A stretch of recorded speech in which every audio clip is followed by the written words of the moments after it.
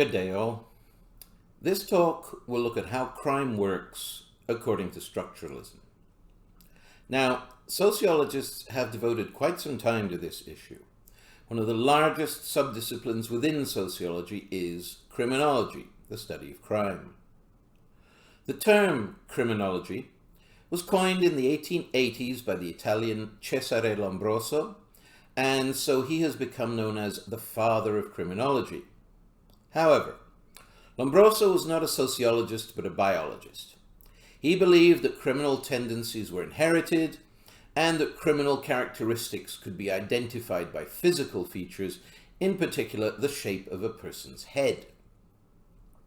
His theories have since been discredited, and criminology has moved from biological factors to social factors in seeking to explain crime. The first major sociologist to examine crime was the French structuralist Emile Durkheim. Durkheim began by rejecting the prevailing theory that things like crime, deviance, and suicide could be explained in terms of individual psychological problems or insanity. Durkheim said that these are not individual acts, but rather social acts. And as such, they can only be explained in social terms. Durkheim explained them in terms of one central concept, that of social ties or connections between people.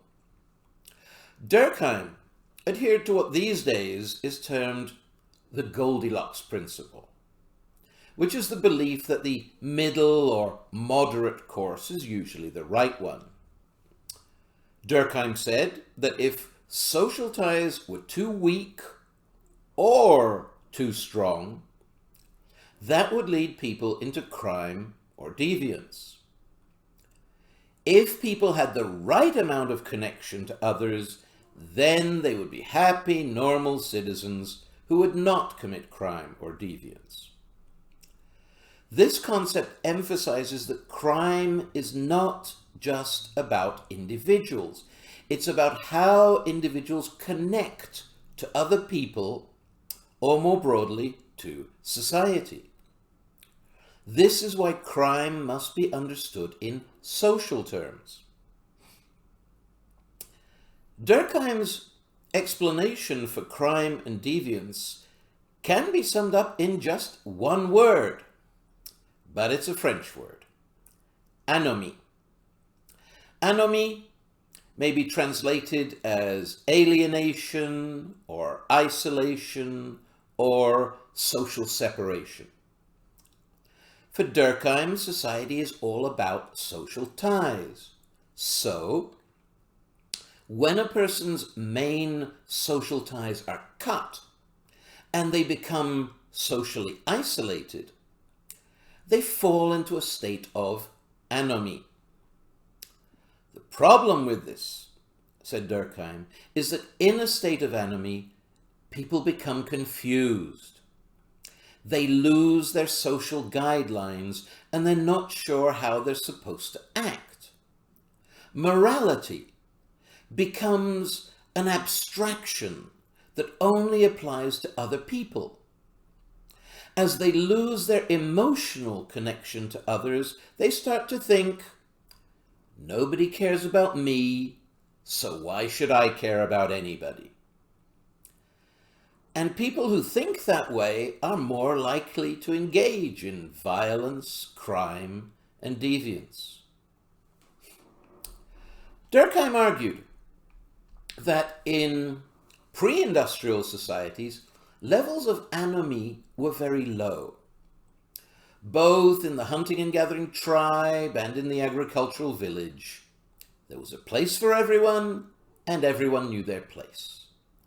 These were close-knit societies where everyone was in constant contact with family and friends. But in the 18th century, the Industrial Revolution pulled most people off their farms and into cities. And paradoxically, while cities have far more people in them than villages, they make it much easier to be alone in a crowd. Rural to urban labour mobility disrupted family ties and social ties in general. And so levels of anomie rose. And Durkheim collected statistics which confirmed his theory that levels of crime and violence also rose at this time.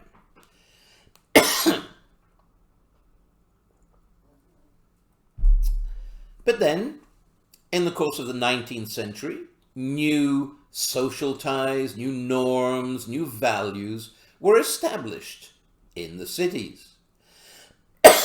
And so society made the transition from what Durkheim termed mechanical solidarity to organic solidarity, and levels of anomie gradually declined. However, said Durkheim, anomie remains at a higher level in industrial society than it was in pre-industrial society, and that's why industrial society has much higher crime rates than pre-industrial society did.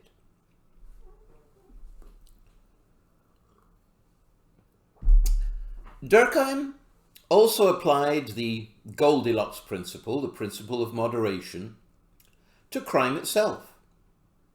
He said that too much crime would be disastrous because it could destabilize society as a whole. But, more surprisingly, he also said that too little crime would actually be a bad thing. He said society needed a moderate amount of crime and deviance. He said that crime was actually functional or positive for society as long as it didn't get out of hand. Now, how can this be? Well, like I said, for Durkheim, everything in society ultimately comes down to social ties and social solidarity.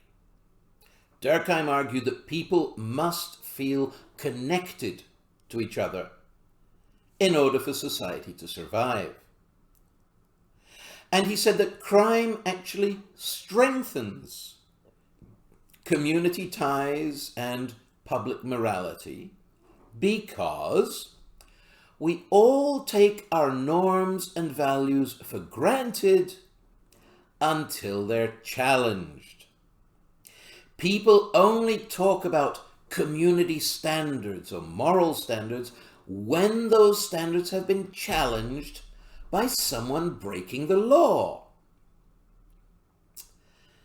In society, as in nature, every action has an equal and opposite reaction. Crime provokes a moral reaction from the general public. People come together to talk about how terrible the crime is and to demand that the authorities catch the criminals and punish them. So, social solidarity is strengthened.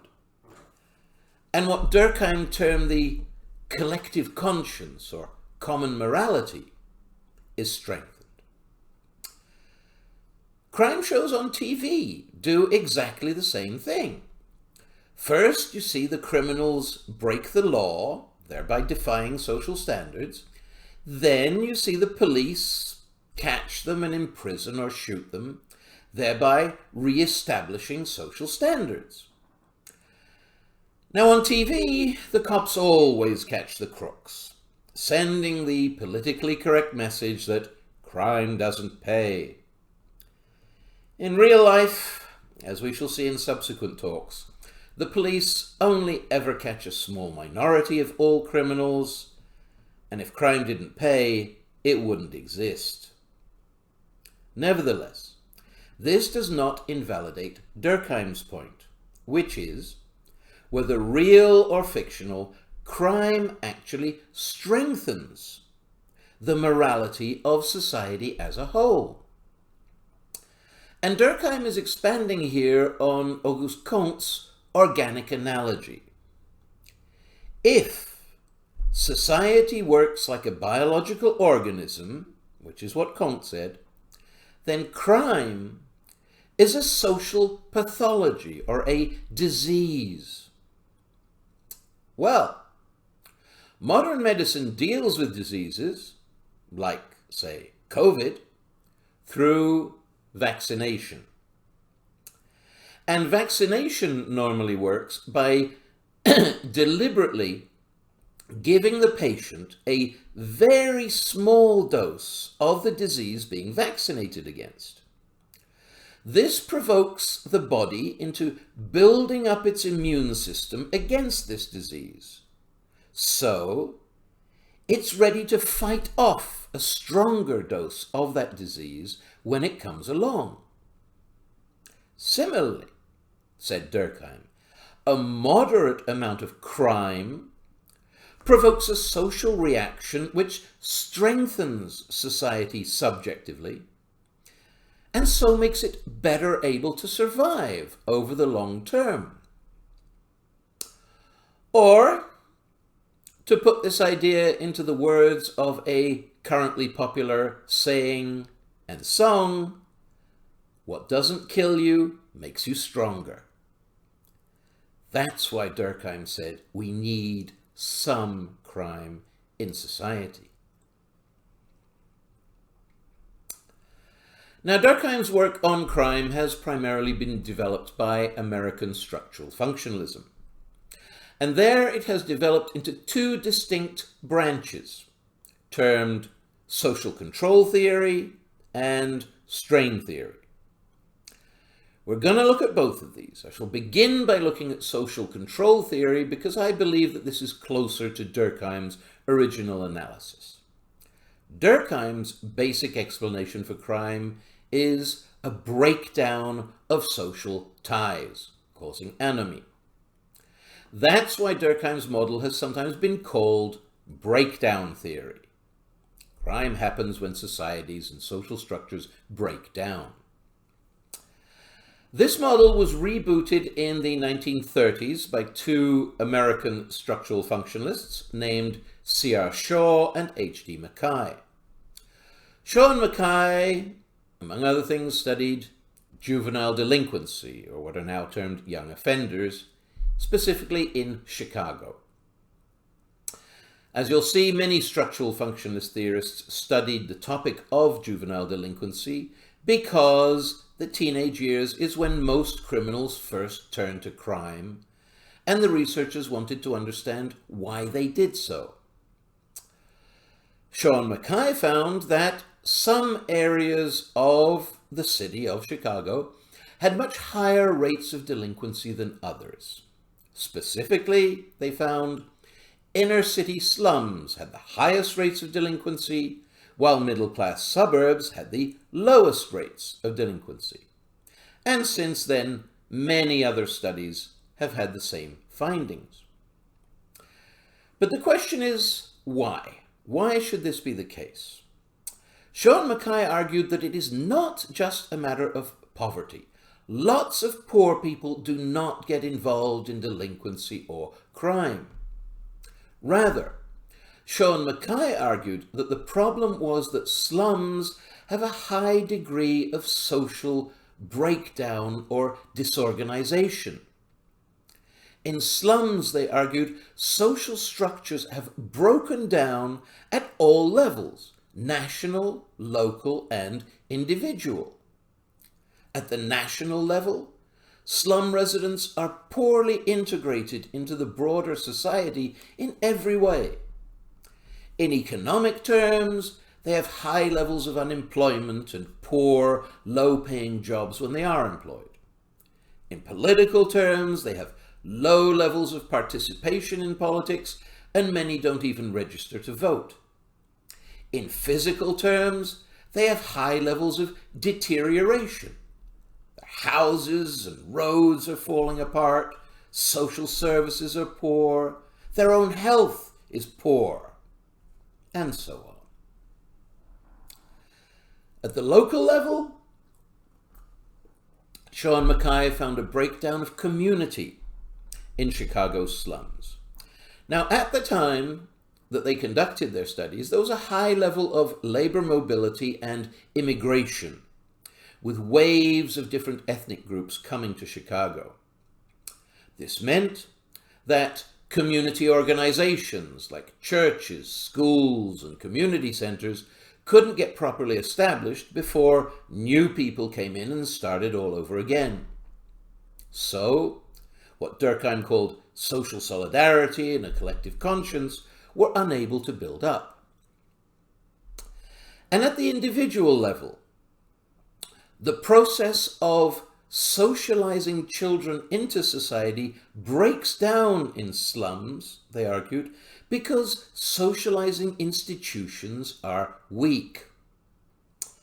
As I already said, things like churches and schools are weak, but most importantly, they said, the family is weak. Shaw and McKay found high rates of marital breakdown and divorce in Chicago's slums, and they argued that this made it difficult for parents to socialize their children properly with a proper respect for the law. Instead, in the absence of proper legitimate structures, Shaw and McKay said that teenagers are likely to form their own social structures, such as street gangs, which get them involved in crime. In short, Shaw and McKay argued that crime is caused by a breakdown of social structures and a high level of social disorganization. And this theory was widely accepted for a time. But in the 1970s, it was challenged by Marxist criminologists. Marxists argued that just because official police records show that more slum teenagers get charged with crimes than suburban teenagers, that doesn't necessarily mean that they actually commit more crimes. What it does mean, said the Marxists, is that the police are prejudiced. In the first place, the police spend far more time patrolling slums than suburbs, so they're much more likely to catch slum kids doing something wrong. And secondly, if the police do catch a middle-class teenager doing something wrong, they take him to his respectable middle-class parents in their respectable middle-class house, and they say to the police, "Oh, little Johnny has never been any trouble before. We'll make sure he never does anything like this again." And the cops let him go. But if those same cops catch a slum kid looking scruffy, mouthing off at them, well, they automatically just take him downtown, and right away he has a criminal record. Evidence for this theory came from a new methodology the Marxists used: self-report studies.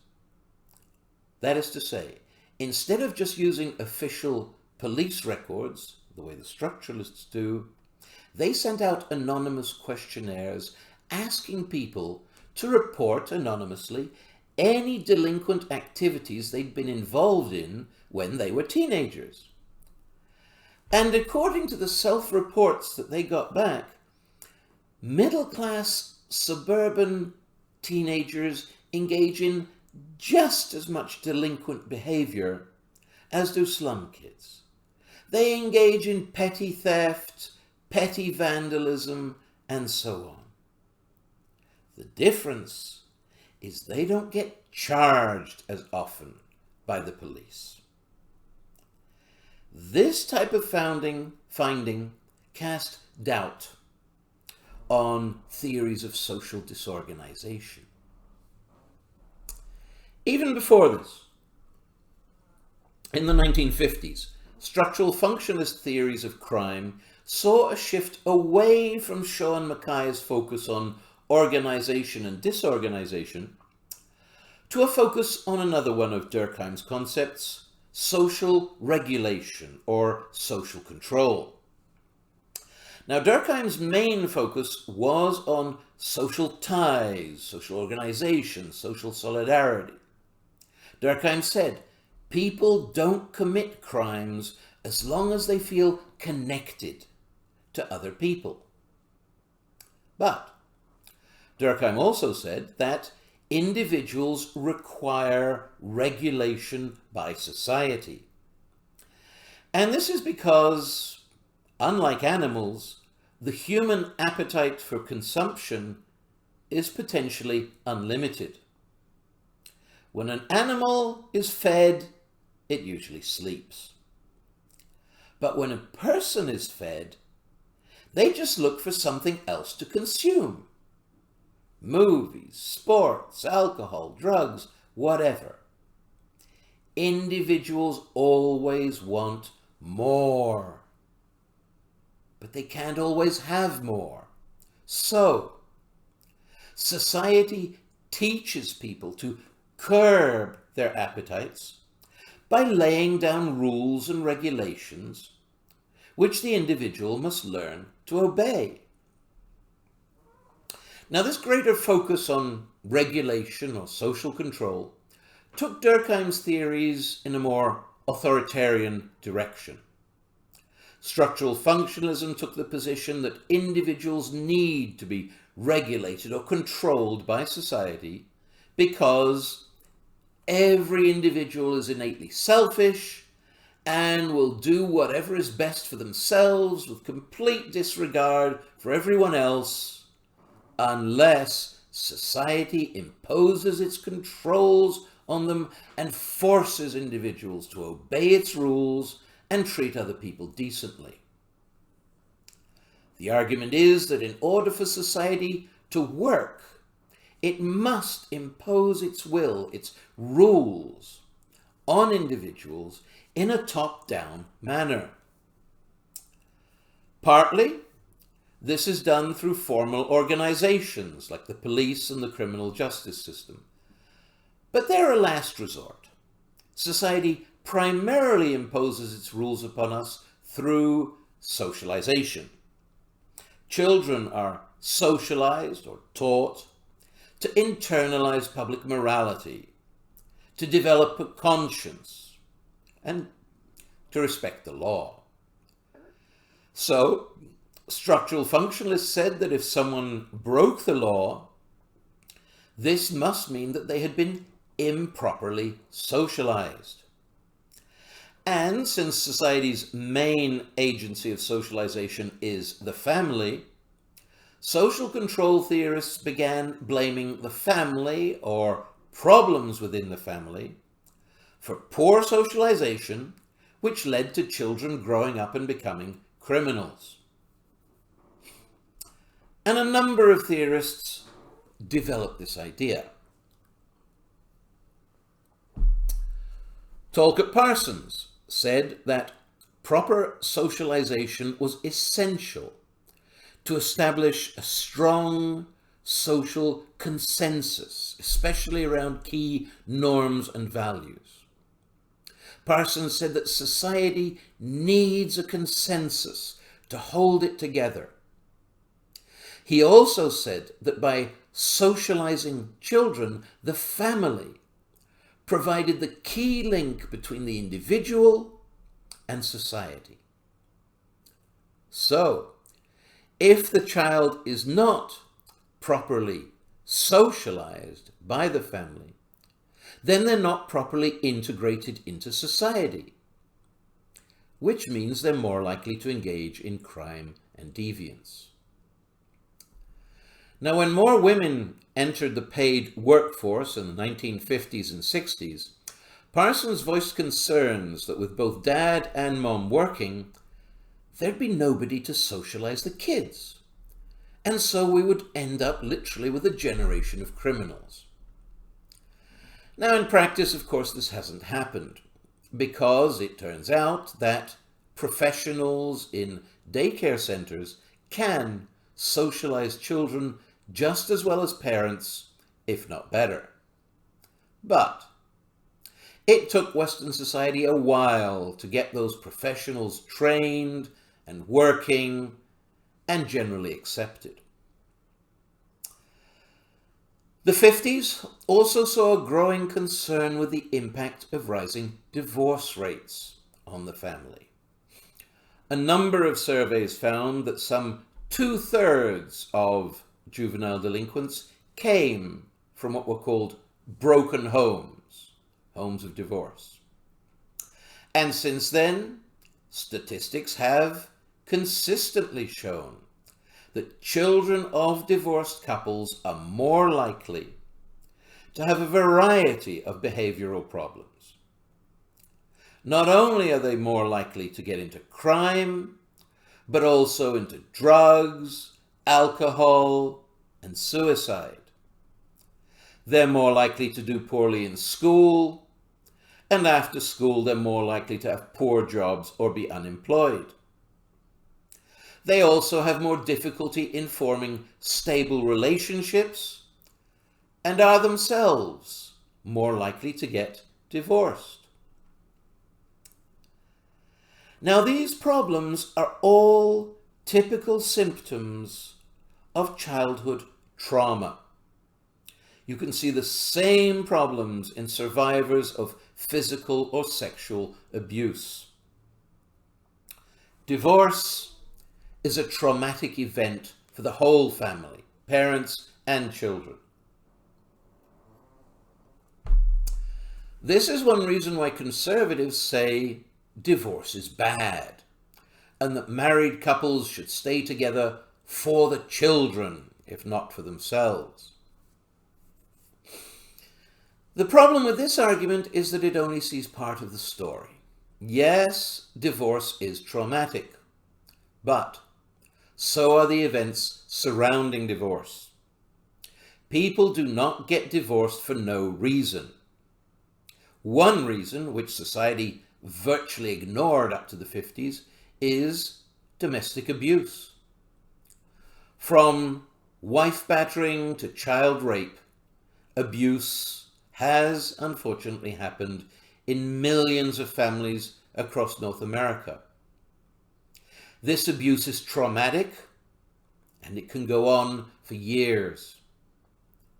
In this situation, the trauma of divorce is much less than the trauma caused by staying in an abusive home. In this situation, divorce is the solution, not the problem.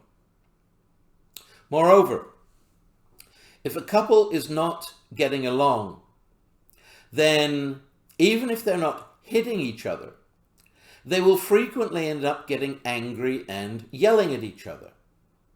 There may be no physical violence, but there is still emotional violence. And studies show that over the long term, it is not the physical bruises and scars that hurt the worst, but the emotional scars. Children are emotionally harmed by hearing mom and dad yell at each other. An environment of anger, resentment, and even hatred is the worst possible home environment in which to raise children. That is why staying together for the children is not a good idea. Moreover, after the divorce, many children are also exposed to the trauma caused by sudden poverty. Losing access to the husband's wage makes single mothers one of the poorest social groups in Western society. Now, this is a problem which could be resolved by our government providing more support for single mothers, but it certainly hasn't been resolved yet. In short, many children suffer trauma before, during, and after the divorce. The divorce itself, meaning the breakup of the family, may be the least traumatic of these. I myself was born in the 50s, and I am the product of a so-called broken home. My parents divorced when I was young, but I was never abused or poor, so my parents' divorce didn't stop me from getting a PhD, or a job teaching at a university. Now, as divorce became more common and society gradually became more accepting of it, the focus of structural functionist analysis shifted from the structure of the family to the family's child-rearing practices. In other words, structural functionists said that what really matters is how parents socialize their children. So, Albert Reiss introduced a focus on control into this analysis. Reiss argued that everybody is subject to two types of controls: social controls and personal controls. Social controls are external, objective controls which are applied to you by other people, parents, police, judges, and so on. Personal controls are internal, subjective controls, which are based on the norms and values which you have internalized and made into your own conscience. If children are socialized properly, Reiss argued, then these subjective personal controls are all they need. But if personal controls don't work, then social controls, like the police, are needed to keep people in line.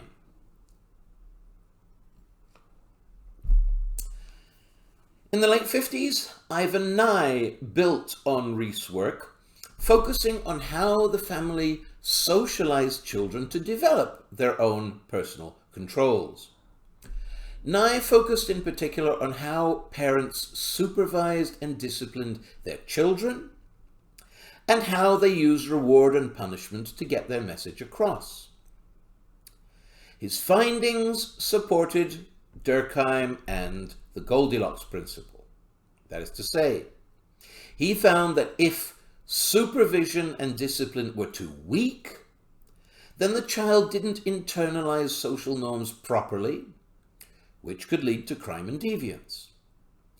But he also found that if discipline and punishment were too harsh, then they were resented by the child, and in order to fight back, the child would rebel and would deliberately reject the very norms that their parents were trying to teach. And again, that can lead to crime and deviance. Nye concluded that the best way to socialize children is with a moderate degree of caring supervision and fair, consistent discipline.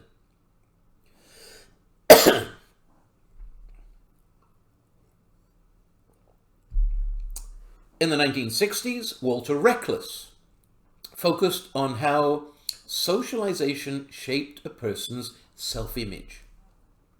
Reckless argued that a person's self-image is literally the most important thing about them, because how we see ourselves is the main determinant of how we act.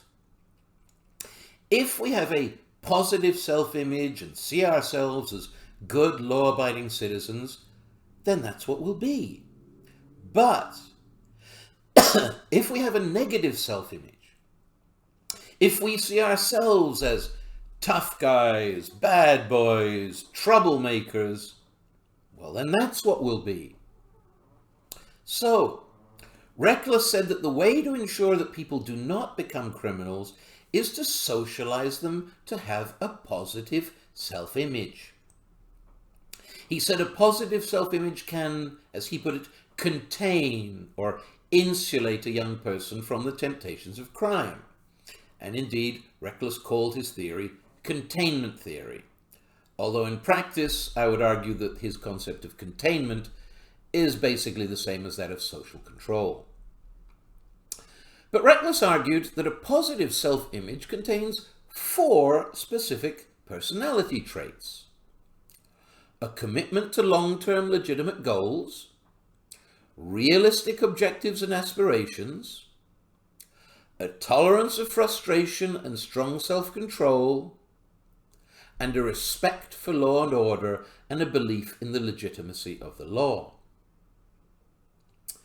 In the late 60s, Travis Hirschi developed a very similar model, just with a slightly different focus. He focused on what he termed the social bond, which is the same as Durkheim's social tie. He argued that people will not become criminals if they have proper social bonds. And he argued that proper social bonds have 4 interrelated aspects. An attachment to our nearest and dearest so that we don't want to hurt them. A commitment to conventional goals in which we invest our time and energy. Involvement in conventional activities. And a belief in conventional values and in the legitimacy of the law. Now, as you can see, Hirschi's ideas are very similar to those of Reckless. The difference is just that Reckless sees these 4 elements as components of the personality or self, while Hirschi sees them as components of our relationships with other people. Both of these are valid in their own ways. And what all of these theorists are saying ultimately is that when it comes to socialization, what goes around comes around. How you treat your children shapes who they grow up to be. Loving family relations and a warm, caring social environment socializes children to care about other people, to develop socially desirable personality traits, and to maintain social bonds or relationships based on mutual respect, even love. This is the kind of person who is least likely to become a criminal.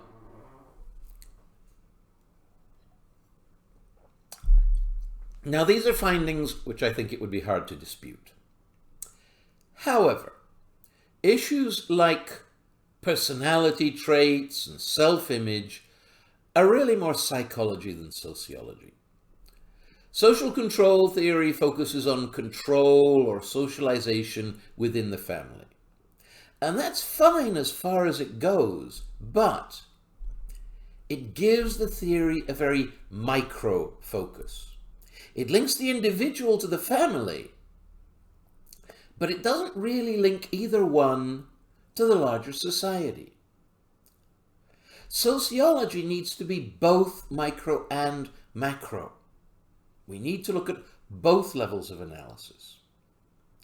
And so a more macro approach, one that links the individual to society's larger social structures, is provided by strain theory. Now, strain theory is also based on the work of Emile Durkheim. Durkheim said that people, like animals, have certain physical needs which must be met if we're to survive, such as food and shelter. Society provides us with the means to meet those needs, for example, by getting a job.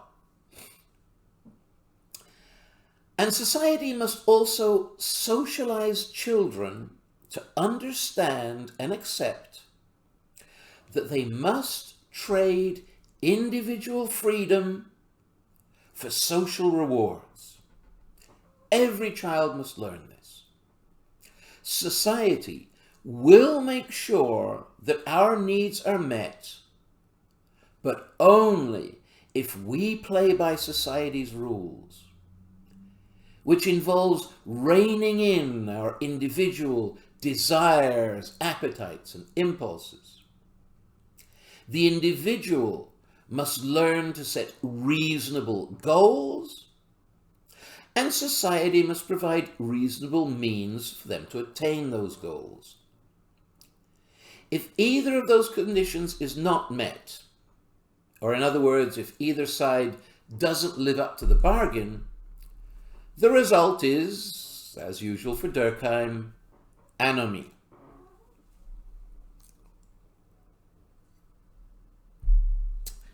Now, this idea of Durkheim's was taken up in the US in the late 1930s by Robert Merton. Following Durkheim, Merton argued that anomie will result if there is a gap or strain between the individual's goals and the means they have to attain those goals.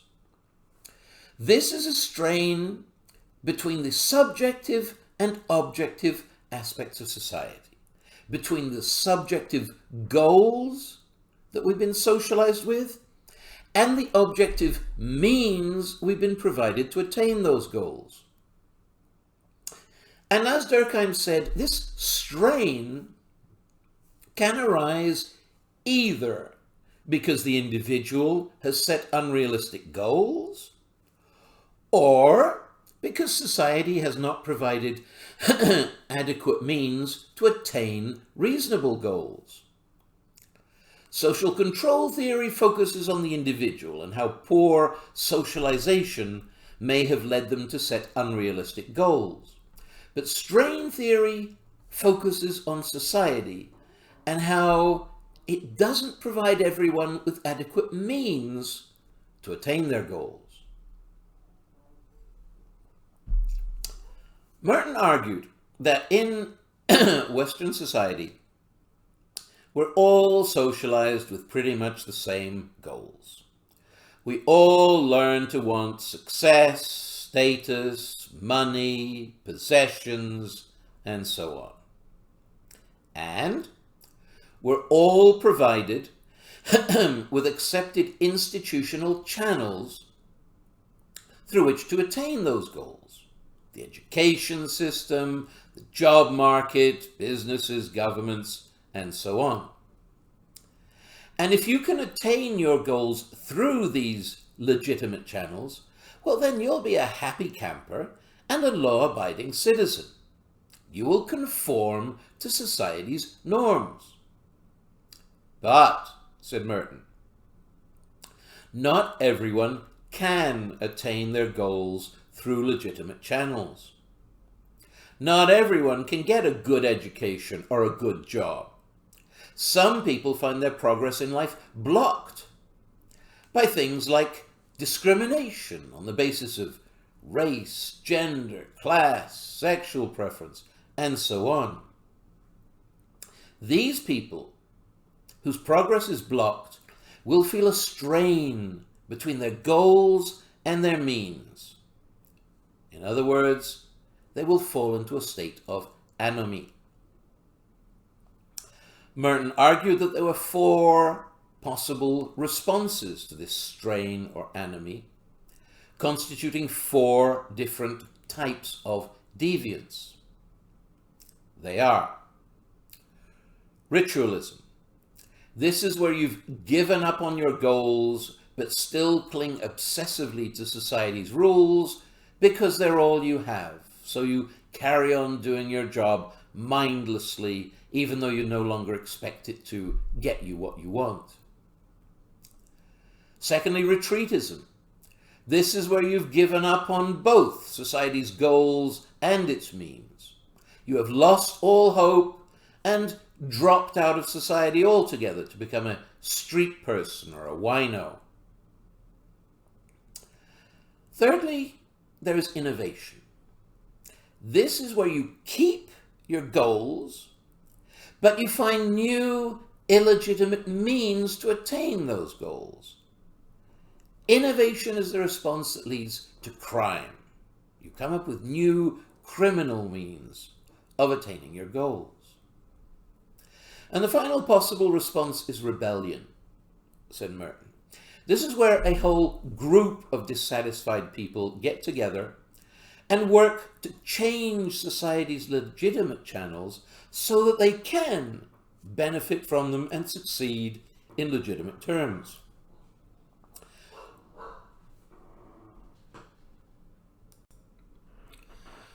Merton argued that of these, rebellion is the most positive response, but that it is the rarest and the most difficult to attain, because rebellion requires organizing a lot of people to work together, and that's difficult. Innovation, in the form of crime is much more common because it can be done by just one person or a small gang.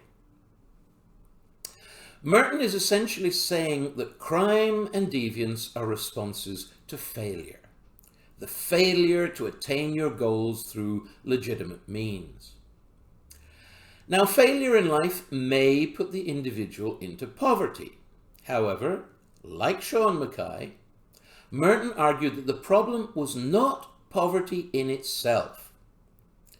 People can be poor, but if they were raised poor and expected to stay poor, then they feel no strain between their goals and their means. They expected to be poor, they are poor, so they don't turn to crime. There's no strain. On the other hand, if a person was raised in a millionaire household and socialized and expected to become a billionaire, and then he doesn't, then even though he's still a millionaire, he will feel strain between his goals and his means, and he may well turn to criminal means to make even more money, even though by normal standards he's already rich. In simple terms, Merton is just saying that if people can't get what they want legally, then they'll try to get it illegally. Well, I don't think you can really argue with that. However, applying Merton's model to real life is not actually that simple. Merton says people turn to illegitimate channels when legitimate channels are blocked. Now, sometimes it's easy to see this block. If we go back about 100 years, there were schools and businesses which had explicit rules like no blacks, no Jews, no women. But those days are gone. Racism and sexism have not disappeared, but they have become more subtle. Ethnic minorities and women still often need to work harder to get the same rewards as white men. But having to work harder is not the same thing as being blocked. For example, American politics is and always has been dominated by white men, and yet Barack Obama still became president. Another example, Oprah. Oprah Winfrey was born as a poor black woman. That's 3 strikes against her. And normally, 3 strikes and you're out. Her legitimate means of success would seem to have been firmly blocked. And yet, she has become one of the richest and most successful people in the world. So, if Oprah can do it, then why can't anybody do it? How can we ever be sure that a given person's means to success really were blocked, so they had to turn to crime, or if they just needed to put a bit more effort into legitimate means? Indeed, how can the person themselves ever be sure? Life is always tough. Just how much effort is too much to be reasonably expected? Perhaps the person's legitimate means really are objectively blocked. But perhaps they just subjectively think that they're blocked. This would mean that the strain that Merton talks about is not actually between the subjective and objective, as Merton argued, but rather it's a strain between 2 subjective factors, namely what you think of your goals and what you think of your means. And once your explanation becomes completely subjective, it's very hard to prove or disprove. Sure, we can and do ask people what is going on inside their heads, but people tell lies. And that includes lying to themselves. So we can't be sure. But despite these problems, a number of other theorists built on Merton's work. In the 50s, Richard Cloward and Lloyd Ohlin developed Merton's strain theory into what they termed opportunity theory. Everybody has to have their own name for their theory, but opportunity theory is in practice just a subtype of strain theory. Opportunity theory provides a bridge between the theories we've looked at so far, all of which focus on anomie, or the breakdown of legitimate social structures, and the remaining structural functionist theories we're going to look at, all of which focus on the flip side of that, namely the creation of new, illegitimate or criminal social structures. Cloward and Ohlin argued that when Merton focused on blocked legitimate structures, he was only seeing half the picture. This is because crime has been around for a very long time. So, by now, every society contains both legitimate and illegitimate or criminal channels of success, or opportunity structures, as Cloward and Ohlin called them. This means that in practice, every individual has to make a choice as to whether they're going to participate in legitimate opportunity structures or illegitimate criminal opportunity structures. And Cloward and Ohlin argued that people made this choice not on the basis of morality, not on the basis of social norms, but simply on the basis of which structure they thought gave them the best opportunity to succeed. Like Shaw and McKay, Cloward and Ohlin tried to explain the high rates of juvenile delinquency in urban slums. They argued that a lot of delinquency happened in poor neighborhoods because their legitimate opportunity structures were weak, while illegitimate opportunity structures were strong. For example, there might be no legitimate jobs available for young adults in the slum, but they could still make money by joining a street gang and, say, selling street drugs. In slums, criminal organizations may provide much better financial opportunities than legitimate businesses. Inevitably, said Cloward and Ohlin, many young people will choose the criminal option.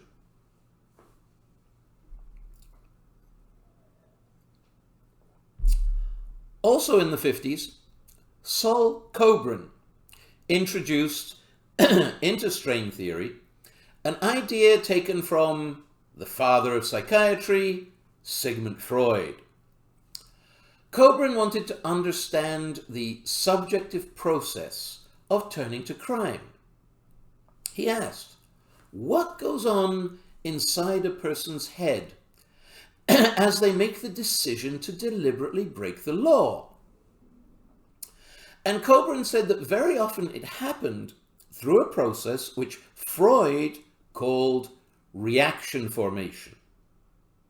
Freud argued that if a person failed at something, this could trigger a reaction in which the person violently rejected their previous goals.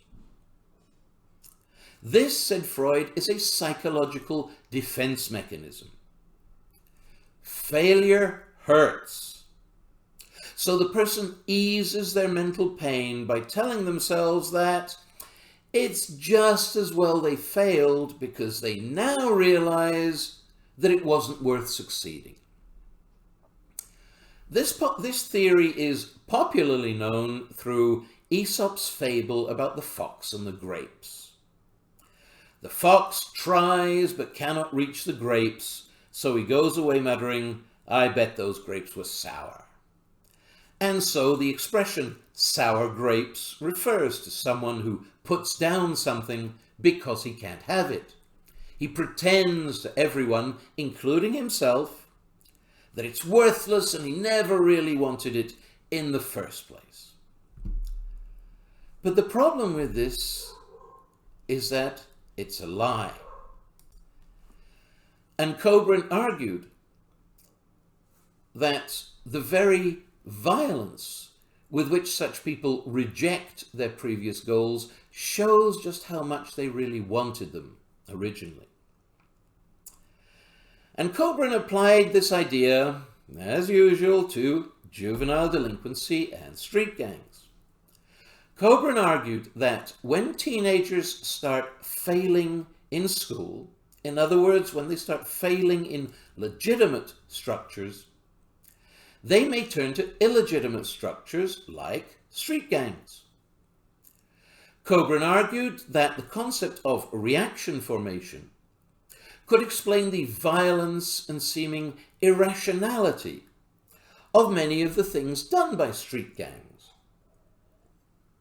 Things like breaking stuff or vandalism, getting into fights or so-called rumbles, stealing cars for joyrides and then abandoning them. None of these things provide any profit, any money to the people doing them. And so they appear irrational to us. So why do gangs do them? They do them, said Kobrin, because the gang members have explicitly rejected conventional norms and values and have instead deliberately adopted opposite values. Whatever mainstream society is bad, they say is good. Breaking the law, engaging in violence, doing illegal drugs, having casual sex, and so on. They do these things precisely because they know that conventional society doesn't want them to do these things. They are acts of defiance. Society has rejected them, so they reject society.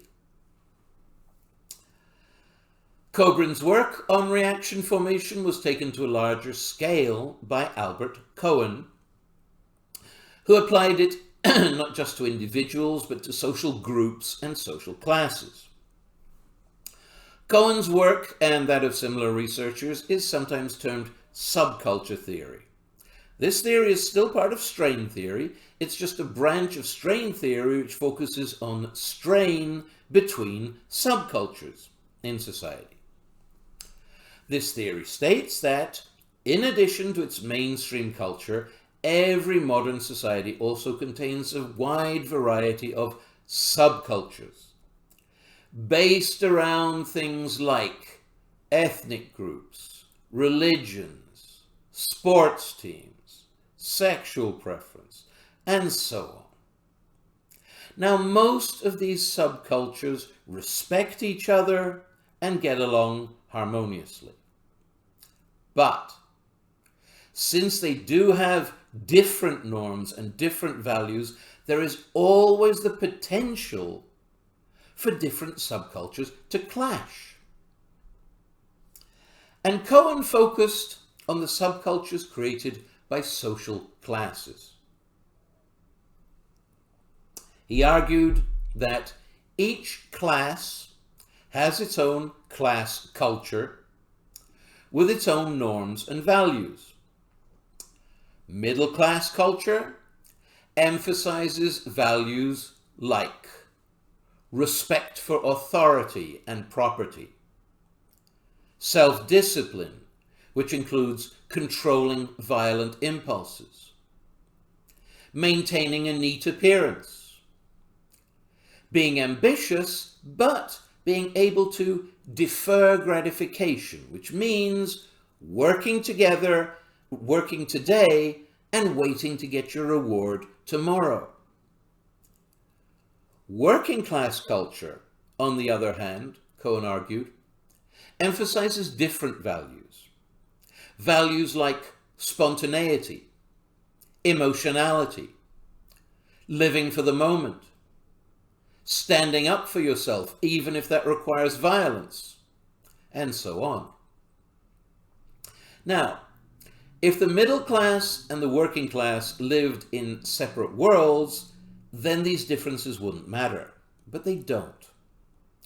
Western society is dominated by middle class culture, and the middle class control the legitimate channels of success.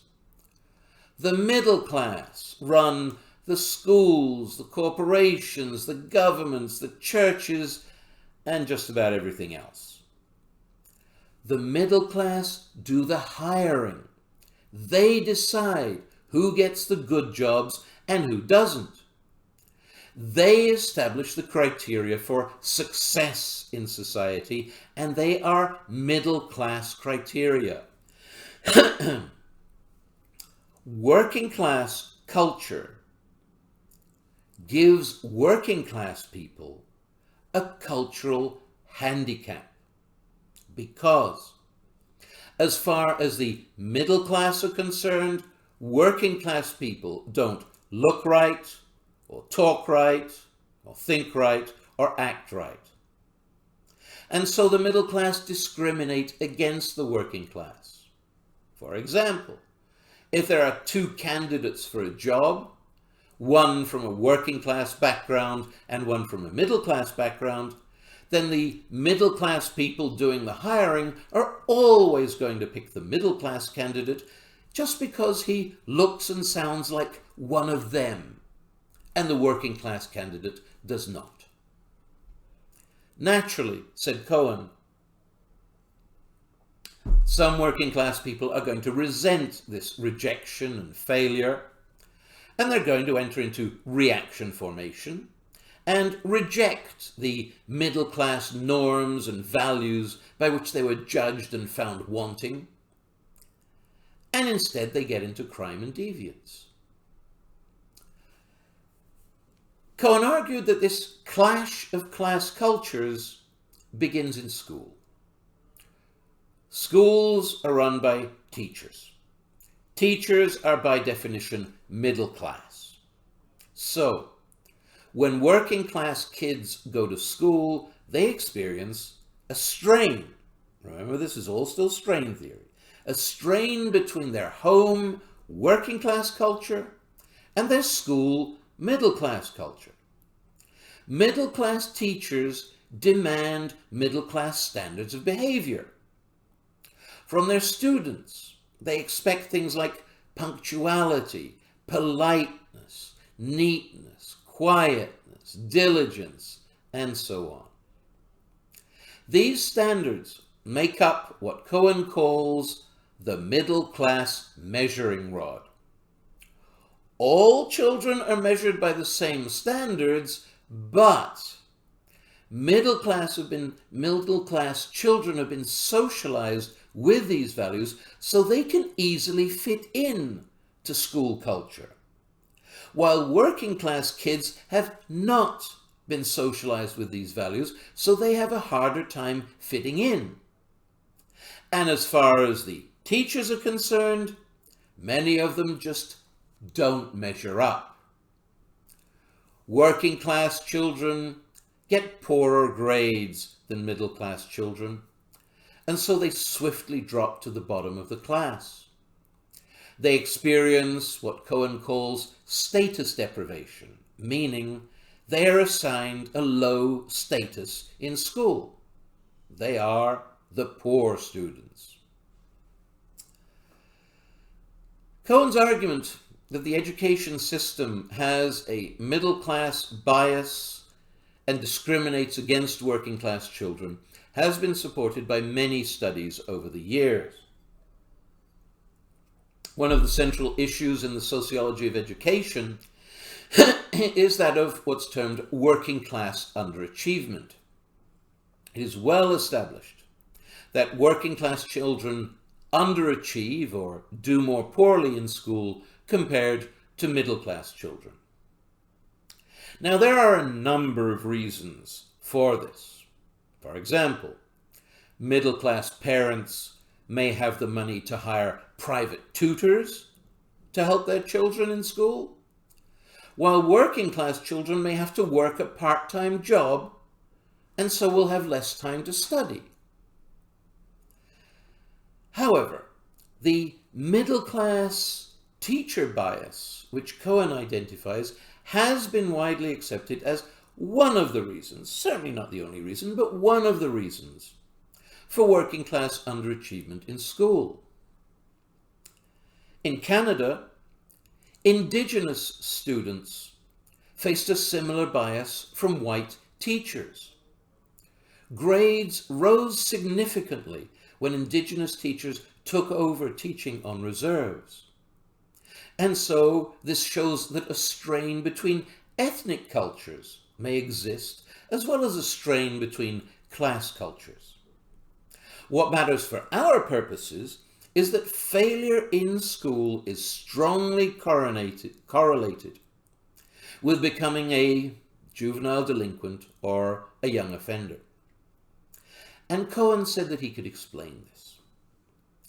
Cohen argued that when working class children realize that they're failing in school, which is usually pretty quickly, they enter into reaction formation. He argued that status deprivation creates a deep sense of resentment in these children. Every time that they fail an exam, they are literally being told that they are failures. And they're also told over and over by teachers that you gotta have a good education to get a good job.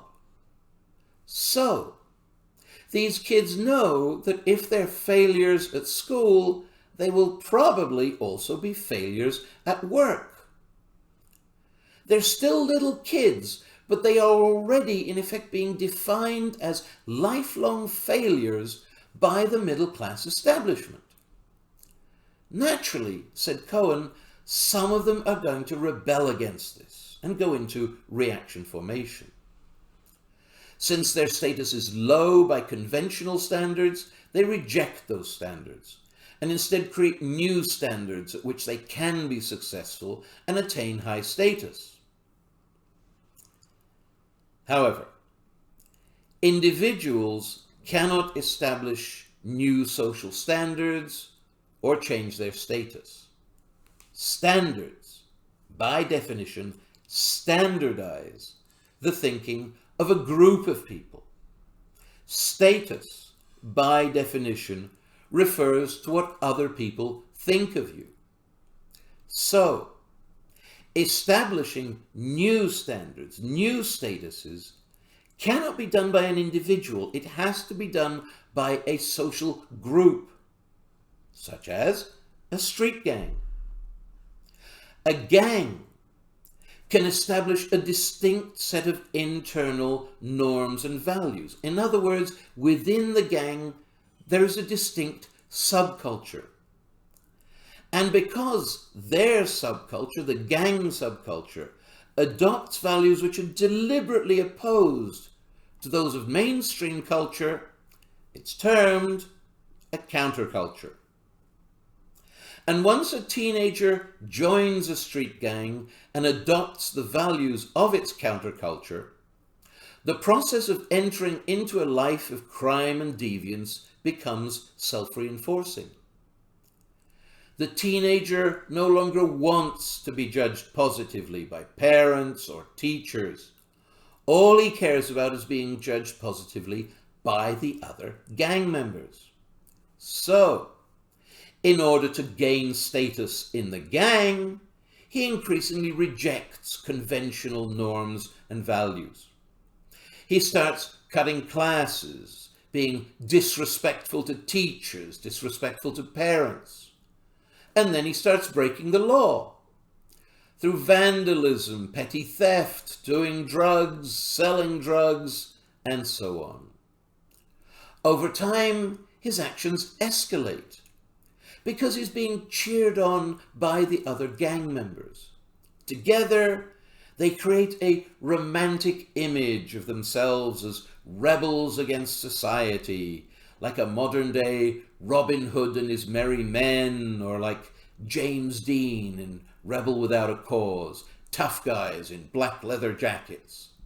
They justify breaking the law by telling themselves that they're not really bad guys, they're just misunderstood heroes.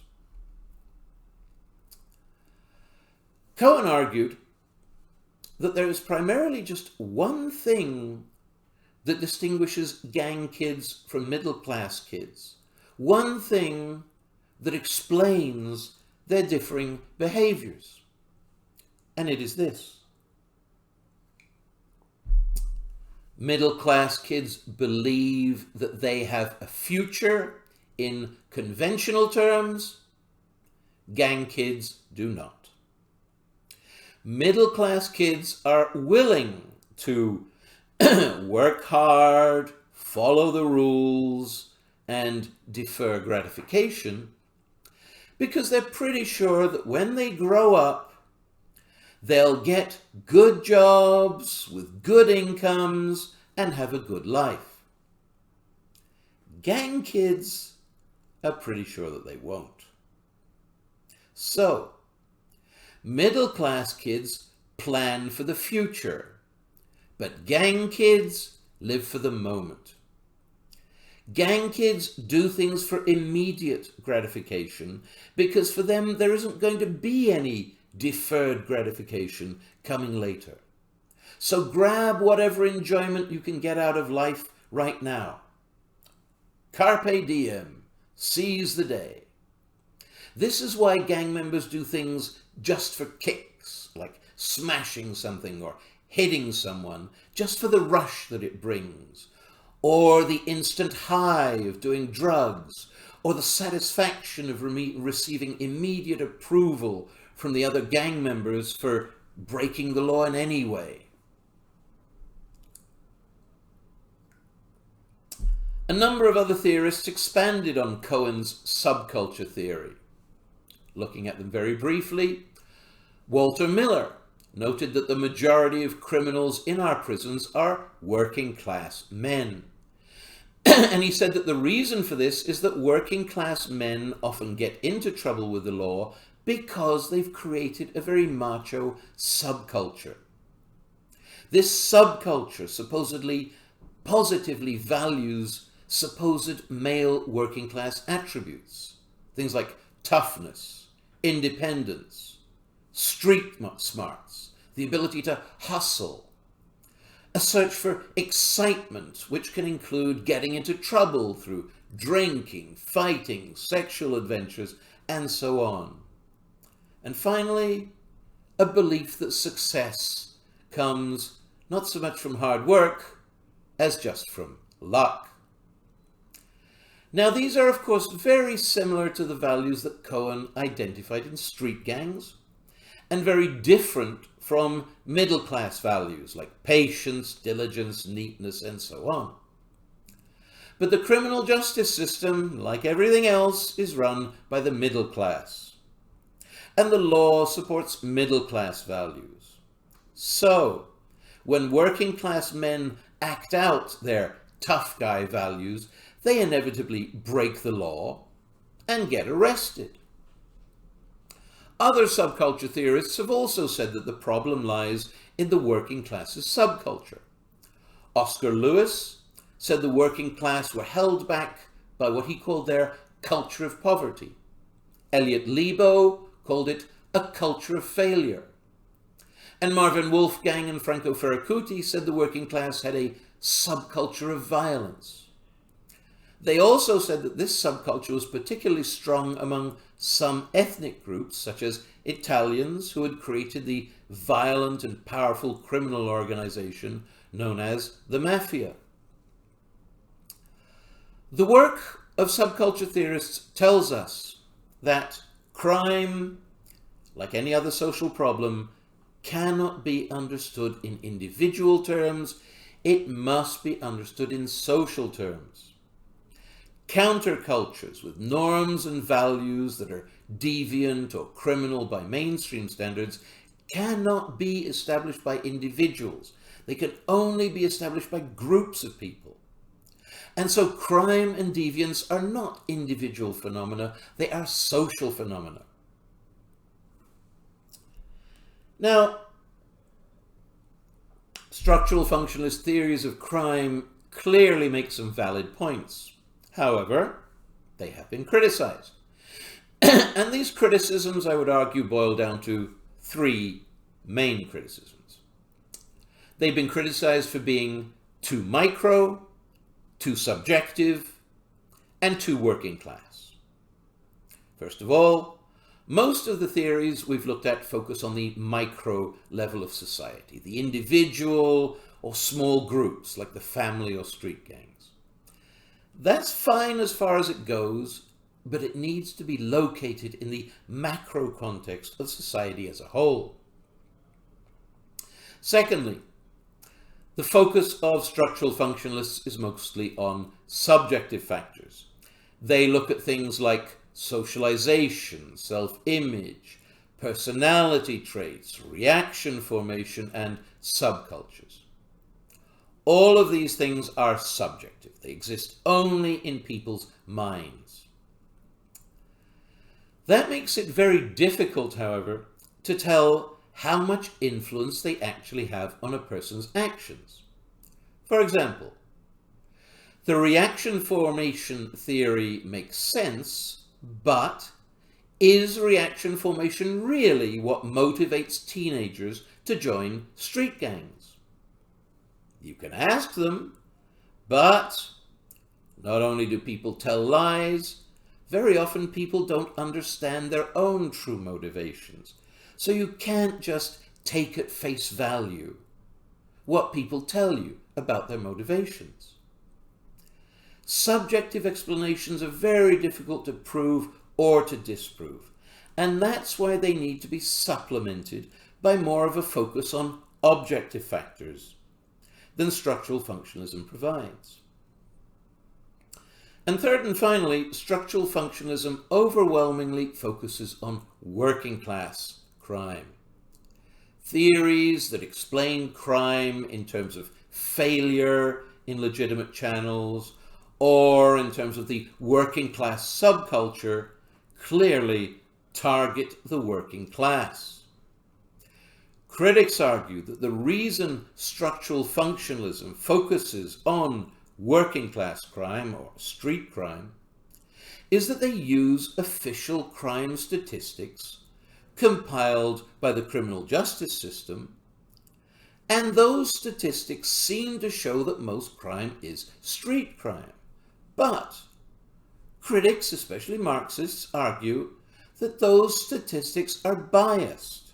They say, for reasons which we'll look at when we examine Marxism, that our criminal justice system focuses on the crimes of the poor and the working class, on street crime. And it largely ignores the crimes of the middle class and the upper class, which are sometimes termed sweet crime. Marxists say all classes commit crimes, so the structural functionalist focus on working class crime can only provide a partial explanation for crime at best.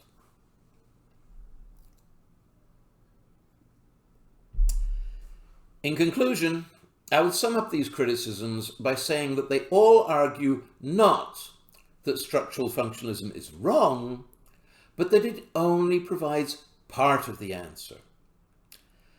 And that's what I said in my introductory talks. No one of the theories we're looking at has all the answers, but each of them has something to teach us, and if you put them all together, then you can understand how crime works. That concludes what I have to say on the structuralist approach to crime. A transcript of this talk is available if you're interested. Good day.